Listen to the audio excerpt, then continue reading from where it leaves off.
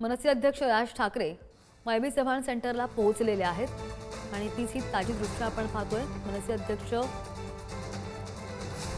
राज ठाकरे हे या ठिकाणी पोहोचले। वायबी चव्हाण सेंटर इथं विरोधकांची बैठक आहे आणि या बैठकीसाठी मनसे अध्यक्ष राज ठाकरे हे सुद्धा पोहोचल्याची माहिती सध्या समोर येते। स्क्रीनवर आपण ताजी दृश्य पाहतोय। मनसे अध्यक्ष राज ठाकरे हे वायबी चव्हाण सेंटरवर पोहोचलेले आहेत। आज 1 नोव्हेंबरला जी विरोधकांची बैठक होणार आहे त्या संदर्भात जो मोर्चा होणार आहे त्या संदर्भात आज जी बैठक होते त्या बैठकीला मनसे अध्यक्ष राज ठाकरे पोहोचल्याची माहिती आहे।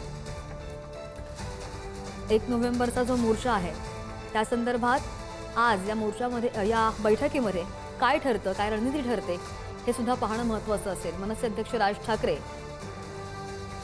वायबी चव्हाण सेंटरवर पोहोचलेले आहेत आणि काही वेळापूर्वीची ही दृश्य आपण पाहतोय। उद्धव ठाकरे सुद्धा वायबी चव्हाण सेंटरला पोहोचल्याची दृश्य त्यांच्यासोबत माजी परिवहन मंत्री अनिल परब, आदित्य ठाकरे सुद्धा पाहायला मिळत आहेत।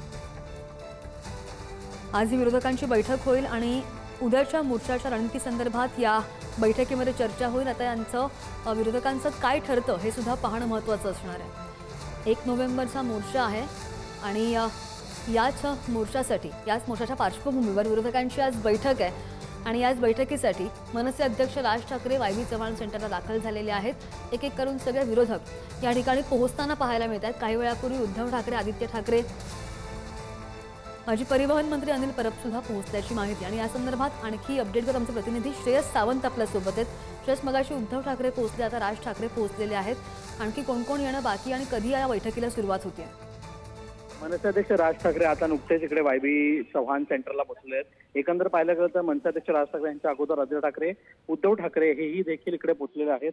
थोड्याच वेळात बैठकीला सुरुवात होईल, कारण एकंदर पाहिलं गेलं तर जे 1 तारखेचा मोर्चा आहे, ज्या मोर्चाचे जे प्रमुख नेते मंडळी आहेत ती सर्व प्रमुख नेते मंडळी या मोर्चाच्या नियोजनासाठी आज ही भेट आहे असंच म्हणावं लागेल। एकंदर पाहिलं गेलं सगळ्यात महत्त्वाची ही गोष्ट आहे, कारण आजची बैठक ही सगळ्यात जास्त महत्त्वाची आहे असं मानलं जात आहे।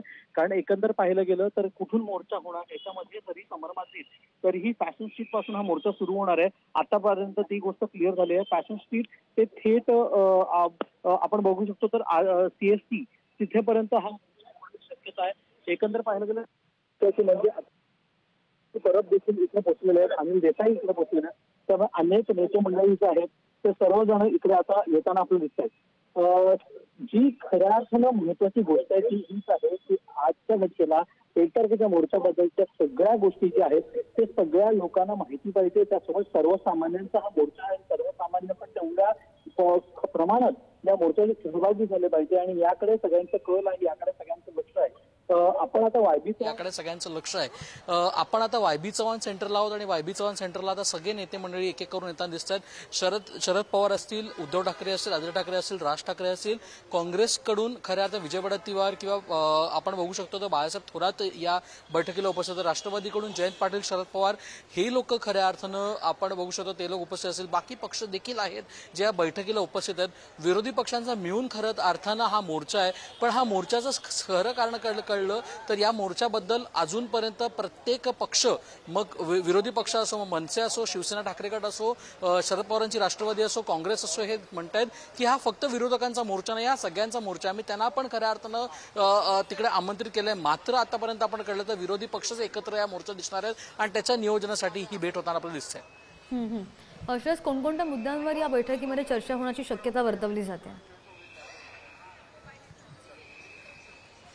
खरं तर आपण बघितलं तर मुद्दे खूप आहेत, अनेक मुद्दे आहेत। आता सगळ्यात पहिल्यांदा म्हणजे 1 तारखेचा मोर्चा जो आहे त्याचं नियोजन कसं असेल। सगळ्यात पहिलं नियोजन कुठून होतं तर रस्त्यावरून खरं तर नियोजनाची परिस्थिती निर्माण होते। त्याचा अर्थ हा कुठून कुठेपर्यंत मोर्चा असणार आहे। आतापर्यंत आपल्याला सूत्रांच्या माहितीनुसार कळलं की फॅशन स्ट्रीट पासून म्हणजे दुपारी 1 वाजल्यापासून हा मोर्चा जो असेल तो फॅशन स्ट्रीट पासून सुरू होईल आणि थेट महानगरपालिकेचं जे कार्यालय आहे तिथेपर्यंत तो मोर्चा असणार आहे।